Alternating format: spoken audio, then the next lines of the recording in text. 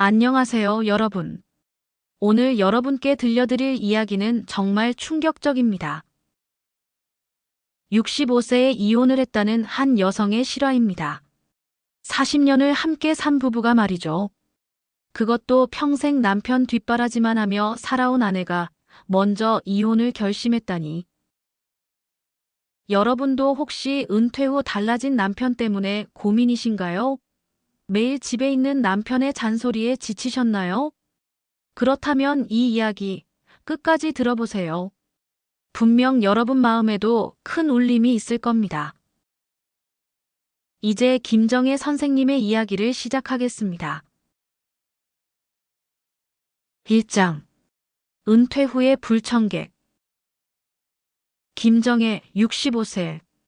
40년간 초등학교에서 아이들을 가르친 베테랑 교사였습니다. 학교에서는 모든 동료들이 인정하는 실력자였죠. 아이들도 학부모들도 정혜 선생님을 신뢰했습니다. 은퇴식 날, 정혜는 설렜습니다.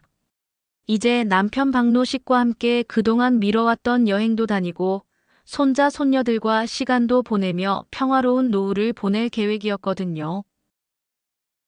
여보, 이제 우리 시간이네. 제주도 여행부터 갈까? 은퇴 첫날, 정혜는 기대에 부풀어 있었습니다. 하지만 현실은 전혀 달랐습니다. 은퇴 일주일 후, 어느 평범한 아침이었습니다. 시간은 7시. 정혜가 정성스럽게 아침상을 차리고 있을 때였죠. 노식이 김치를 한 젓가락 먹더니 인상을 찌푸렸습니다. 여보, 이 김치 왜 이렇게 짜? 어제도 짰는데 또 짜네. 정혜는 당황했습니다. 40년간 같은 방식으로 담근 김치인데 갑자기 왜 짜다는 걸까요? 그래도 참고 대답했습니다. 아, 그래요? 그럼 당신이 해보세요. 노식의 목소리가 급격히 높아졌습니다. 뭐? 내가 해? 내가 언제 요리를 배웠다고? 여자가 집안일도 제대로 못하면서 말대꾸는. 그 순간 정혜의 머릿속이 하얘졌습니다. 여자라고요? 집안일을 제대로 못한다고요? 정혜는 속으로 생각했습니다. 40년간 아이들 가르치면서도 새벽 5시에 일어나 밥 차리고 집안일하고 시부모님 모시고 내가 도대체 뭘 잘못했지? 은퇴 전에는 정혜가 바빠서 잘 몰랐는데 하루 종일 집에 있게 된 노식은 정말 까다로웠습니다. 아침에는 TV 소리가 너무 크다고 하더니 점심때는 소리가 너무 작아서 안 들린다고 했습니다. 저녁에는 밥이 너무 뜨겁다고 하다가 다음 날에는 왜 이렇게 식었냐고 투덜댔습니다. 청소를 해놓으면 여기 먼지 있다. 빨래를 널면 이렇게 걸면 안 마른다.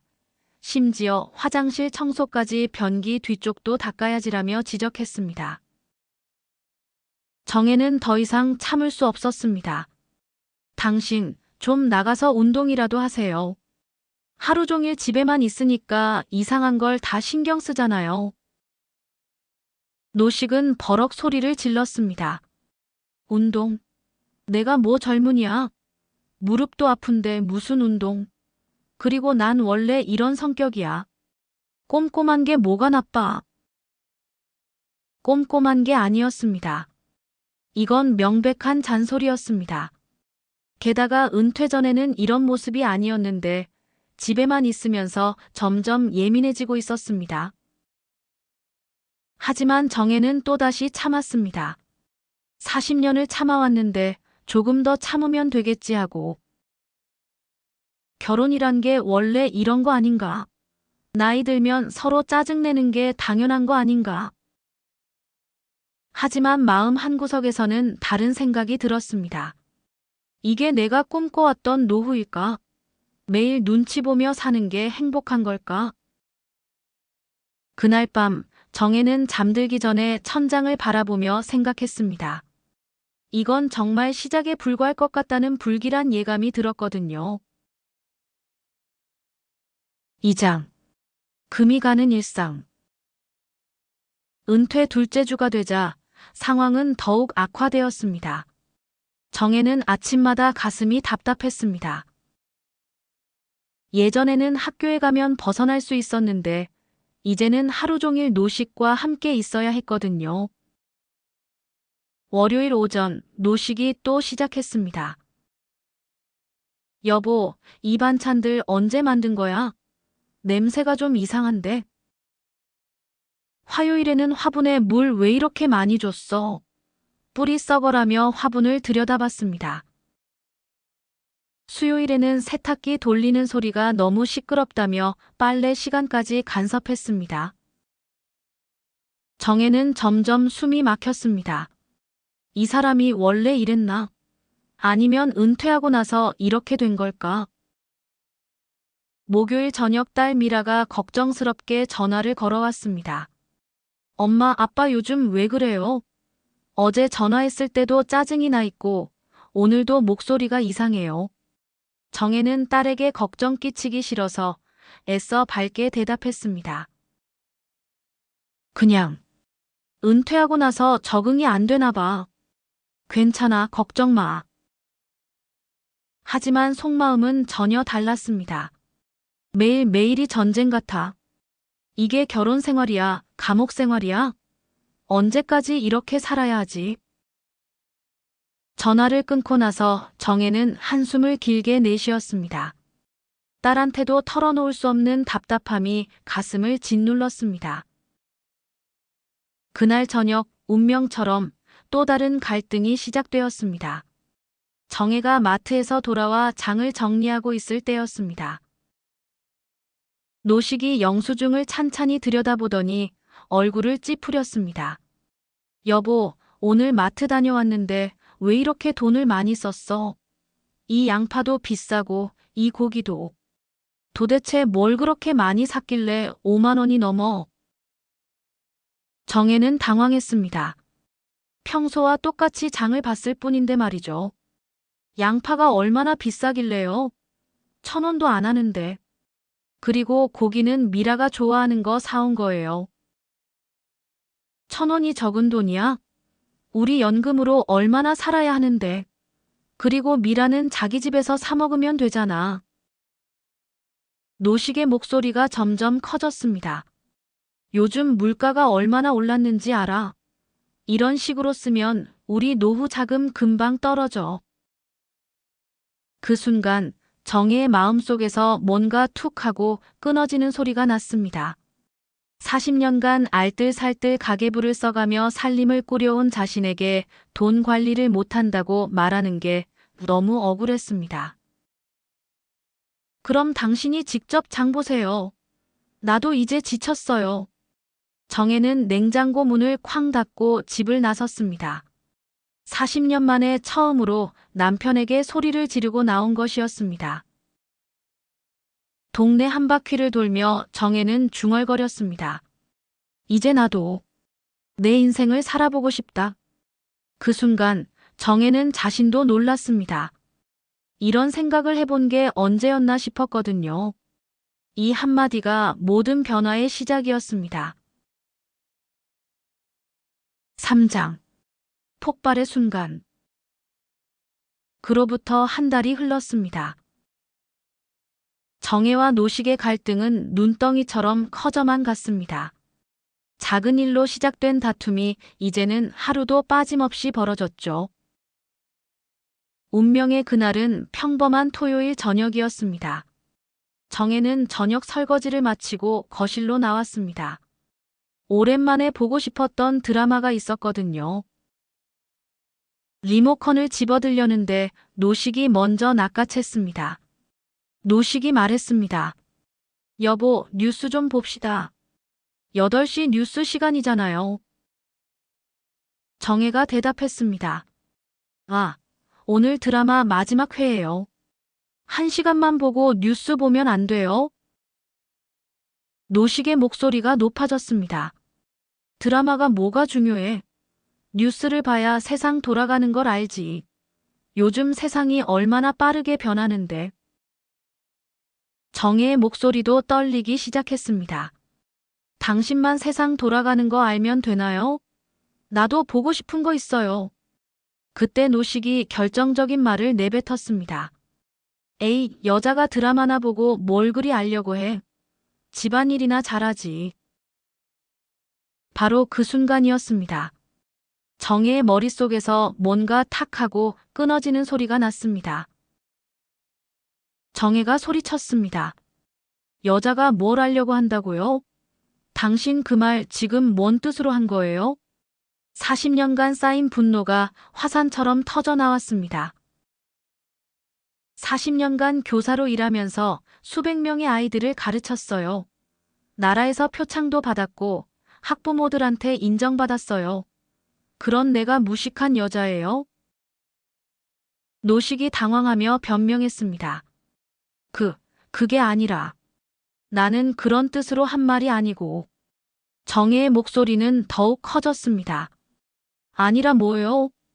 은퇴하고 나서 당신 완전히 변했어요. 매일 집에서 트집만 잡고 나를 바보 취급하고. 노식도 목소리를 높였습니다. 바보 취급? 난 언제 그랬어? 그냥 좀 더 살림을 알뜰하게 하고 집안일을 꼼꼼히 하라는 거지. 정혜가 외쳤습니다. 알뜰하게요? 꼼꼼히요? 40년간 가정주부 하면서 애들 키우고 시부모님 모시고 내가 뭘 잘못했다고. 노식이 말했습니다. 너무 흥분하지 마. 이웃들 다 들어. 정혜는 더 이상 참을 수 없었습니다. 이웃이 뭐가 중요해요? 나는 더 이상 못 참겠어요. 그때 노식이 마지막 한 방을 날렸습니다. 그럼 어쩔 건데? 이 나이에 뭘 할 수 있다고 그래? 정혜의 눈에 눈물이 고였습니다. 너무해요. 정말 너무해요. 노식은 끝까지 고집을 부렸습니다. 내가 뭘 너무했다고 그래? 사실을 말한 건데. 정혜가 절규했습니다. 사실이요? 당신과 사는 게 지옥이에요. 정말 지옥. 노식도 맞받아쳤습니다. 지옥? 그래. 나도 요즘 너랑 사는 게 지긋지긋해. 두 사람의 목소리는 점점 더 커져서 아파트 전체에 울려 퍼졌습니다. 정혜는 주저앉고 싶었습니다. 40년 만에 이런 싸움을 하다니. 노식이 말했습니다. 여보, 소리 좀 낮춰. 이웃들이 다 듣잖아. 정혜가 단호하게 대답했습니다. 이웃이 뭐가 중요해요? 나는 더 이상 당신과 한 집에서 못 살겠어요. 노식이 비웃었습니다. 그럼 어디 가서 살 거야? 이 나이에? 정혜는 떨리는 목소리지만 확고하게 말했습니다. 그래요. 나갑니다. 혼자서라도 살겠어요. 그 순간 아파트 전체가 조용해진 것 같았습니다. 40년 만에 처음으로 정혜가 운명을 바꾸는 선언을 했습니다. 이혼해요. 사장. 이혼의 결정. 이혼해요. 이 한마디가 나간 후 집안은 마치 시간이 멈춘 듯 조용해졌습니다. 다음 날 아침 딸 미라가 급히 달려왔습니다. 노식이 다급하게 전화를 걸었거든요. 미라는 숨을 헐떡이며 물었습니다. 엄마, 아빠, 무슨 일이에요? 갑자기 이혼이 뭐예요? 정혜는 의외로 침착했습니다. 오히려 마음이 한결 가벼워진 기분이었죠. 정혜가 차분하게 말했습니다. 미라야, 엄마는 이제 정말 지쳤다. 40년을 참았는데 더 이상은 못 참겠어. 미라의 목소리가 떨렸습니다. 하지만 엄마, 나이가 나이인데 65세에 이혼이라니. 정혜는 단호하게 대답했습니다. 나이가 많으면 참고 살아야 해. 나도 남은 인생이 있어. 아직 건강하고 아직 할 수 있는 일들이 많아. 노식은 여전히 고집을 부리며 말했습니다. 이혼? 좋아. 하지만 나는 집에서 안 나간다. 내가 왜 나가야 해? 정혜의 목소리에는 이제 두려움보다 결심이 더 컸습니다. 그럼 제가 나갈게요. 상관없어요. 미라가 눈물을 글썽이며 말했습니다. 엄마, 아빠, 다시 한번 생각해 보세요. 이렇게 갑작스럽게 결정할 일이 아니잖아요. 하지만 정혜는 이미 마음을 정했습니다. 미라야, 엄마도 많이 생각해 봤어. 이게 최선이야. 노식이 버럭 소리쳤습니다. 최선?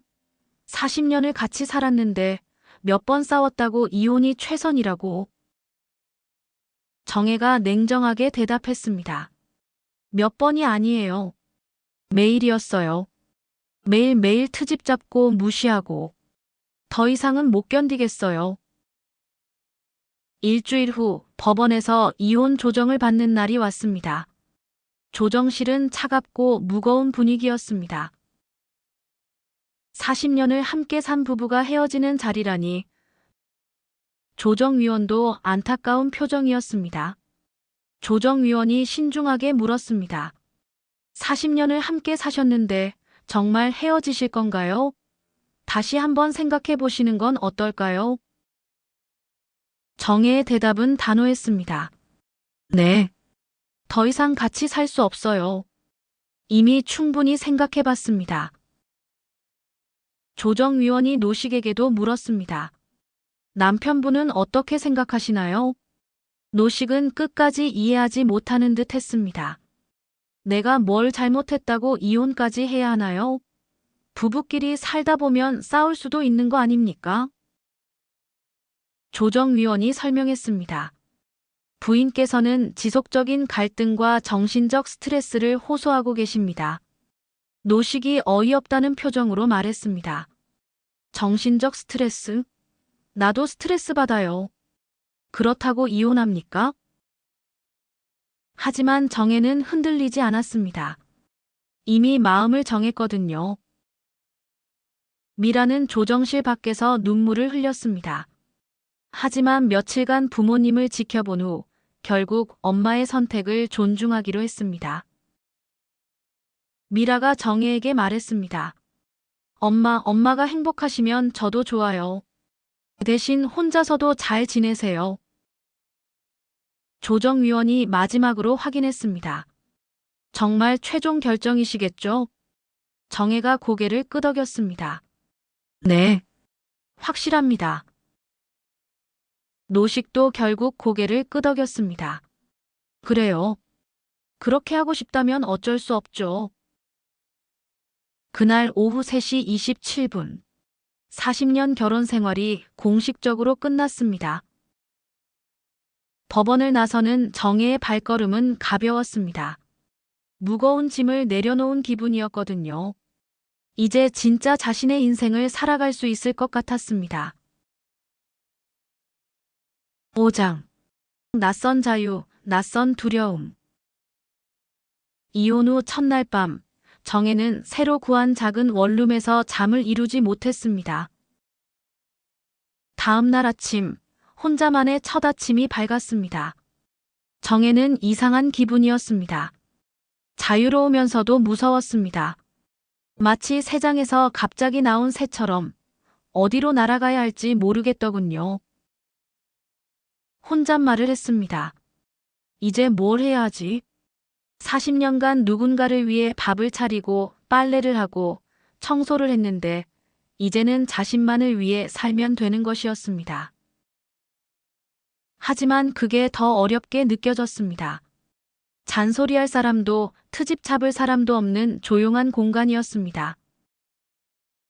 처음에는 평화롭다고 생각했지만 곧 현실적인 문제들이 밀려왔습니다. 가장 큰 문제는 역시 경제적인 부분이었습니다. 연금으로 혼자 사는 것, 생각보다 쉽지 않았습니다.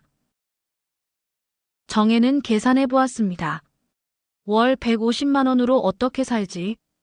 집세만 해도 50만 원인데. 생활비, 의료비, 공과금까지. 예전에는 노식의 연금과 합쳐서 넉넉하지는 않아도 그럭저럭 살았는데 이제는 혼자 모든 것을 감당해야 했습니다. 외로움도 컸습니다. 40년간 누군가와 함께 살다가 갑자기 혼자가 되니 집이 너무 조용했습니다.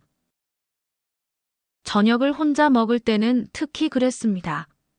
예전에는 노식이 밥이 짜다 덜 짜다 하며 투덜거렸지만 그래도 누군가가 있었거든요. 이제는 TV 소리만 들릴 뿐이었습니다. 며칠 후 미라가 걱정스럽게 안부를 물어왔습니다. 엄마 괜찮으세요? 혼자 사시는 게 어떠세요? 정혜는 딸에게 걱정을 끼치고 싶지 않아서 애써 밝게 대답했습니다. 괜찮아. 걱정 마. 하지만 괜찮지 않았습니다. 밤에 혼자 누워있으면 내가 잘한 선택일까? 하는 생각이 들기도 했습니다. 그러던 어느 날 마트에 생필품을 사러 갔다가 게시판에 붙은 전단지를 보게 되었습니다. 시니어를 위한 취미 교실. 그림, 노래, 댄스, 요가. 새로운 인생을 시작하세요.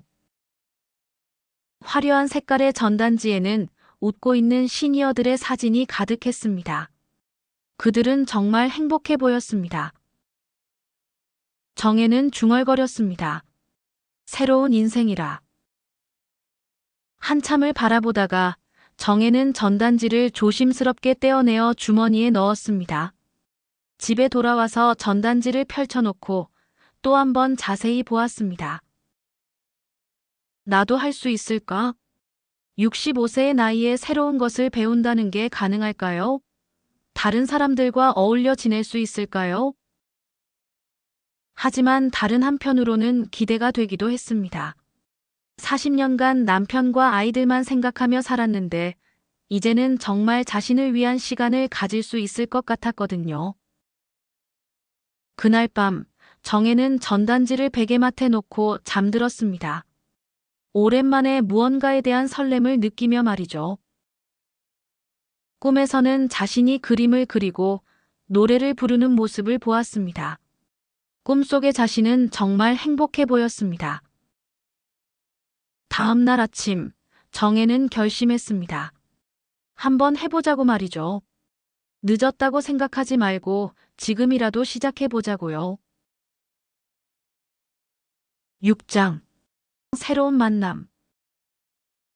드디어 문화센터 첫날이 왔습니다. 정혜는 떨리는 마음으로 수채화 교실에 들어섰습니다.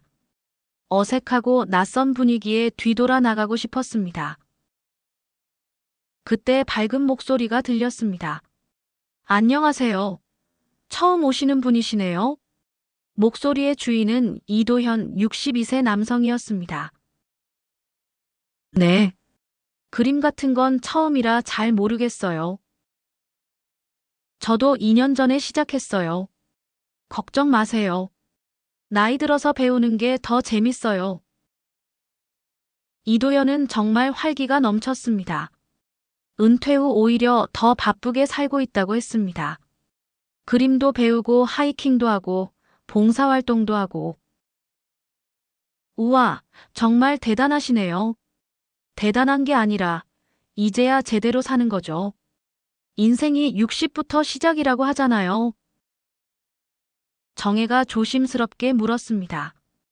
혹시 가족들은 뭐라고 안 해요? 너무 바쁘게 다닌다고. 가족이요? 이도현이 환하게 웃었습니다. 아, 저는 혼자 살아요.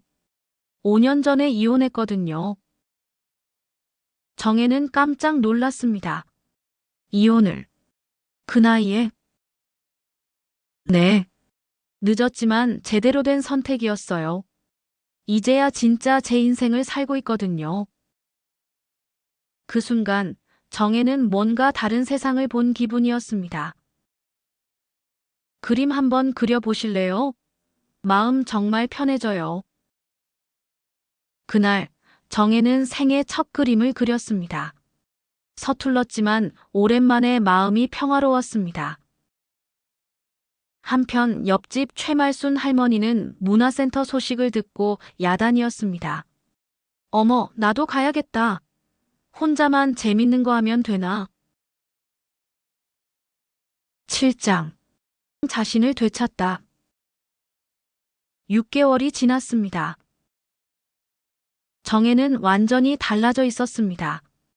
그림 실력도 늘었고 무엇보다 표정이 밝아졌습니다. 미라가 깜짝 놀라며 말했습니다. 엄마, 완전 다른 사람 같아요. 그래, 나도 그런 것 같아. 오랜만에 웃는 것 같아. 이도현과도 가까워졌습니다. 연애 감정이라기보다는 인생의 동반자 같은 느낌이었습니다. 어느 날 이도현이 제안했습니다. 정혜 씨, 다음 달에 문화센터에서 전시회 한다는데 참여해 보실래요? 저요? 그림을 시작한 지 겨우 6개월인데. 6개월이면 충분해요. 실력보다 마음이 중요한 거죠. 그날 밤, 정혜는 딸에게 전화했습니다. 미라야, 엄마가 전시회에 그림을 내놓을 거야. 진짜요? 와, 엄마 정말 대단해요. 미라야, 고마워. 내가 응원해줘서 용기가 나. 엄마, 이제야 진짜 엄마다운 것 같아요. 예전에는 항상 피곤해 보이셨거든요. 그 말을 듣는 순간 정혜는 깨달았습니다. 아, 내가 정말 힘들게 살았구나. 이제야 나답게 사는구나. 전시회 당일이 왔습니다. 정혜의 그림 앞에 작은 팻말이 붙었습니다. 두 번째 봄. 김정혜. 엄마, 제목이 정말 예뻐요. 내 인생의 두 번째 봄이야. 그 그림 앞에서 많은 사람들이 발걸음을 멈췄습니다. 서툴지만 진심이 담긴 그림이었기 때문입니다. 8장. 또 다른 시작. 1년이 흘렀습니다. 정혜는 이제 문화센터에서 그림을 가르치고 있었습니다. 새로운 수강생이 걱정스럽게 물었습니다. 선생님, 저도 처음인데 할 수 있을까요? 물론이죠. 저도 65세에 시작했어요. 65세예요? 정말요? 네. 늦었다고 생각했는데 지금 생각해보니 가장 좋은 타이밍이었어요. 정혜는 환하게 웃었습니다. 이도현이 들어와서 말했습니다. 정혜 씨, 오늘 수업 끝나고 커피 한 잔 어때요? 새로 생긴 카페가 있어요.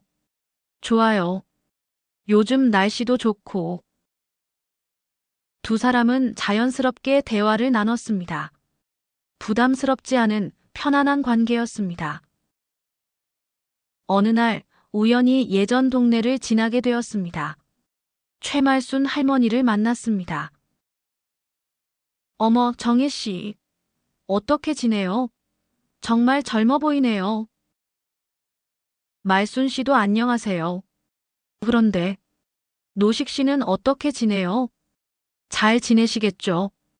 이제 각자 길을 가는 거니까요. 정혜에게는 더 이상 원망이 없었습니다.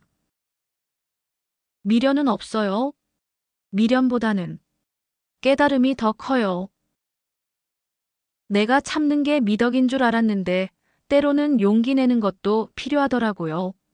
늦었다고 생각했을 때가 가장 빠른 때였습니다. 김정혜 선생님의 이야기를 들으며 여러분도 느끼셨을 겁니다. 나이는 숫자일 뿐이라는 걸. 60대든 70대든 새로운 시작은 언제나 가능하다는 걸. 혹시 지금 여러분도 참고만 계시나요? 혹시 이 나이에 뭘 하겠어라고 포기하고 계시나요? 정혜 선생님처럼 용기를 내보세요. 늦은 건 없습니다. 여러분의 인생 이막도 충분히 아름다울 수 있습니다. 현재 정혜 선생님은 67세가 되었고 마지막 인터뷰에서 이렇게 말했습니다. 후회요? 오히려 왜 진작하지 않았나 후회해요. 제 인생을 제대로 산 건 이혼 후가 처음이거든요. 가장 중요한 건 내가 나답게 사는 거였습니다. 여러분의 이야기는 어떤가요? 아직 늦지 않았습니다. 지금부터라도 여러분답게 사세요. 이 이야기가 여러분에게 작은 용기가 되었으면 좋겠습니다.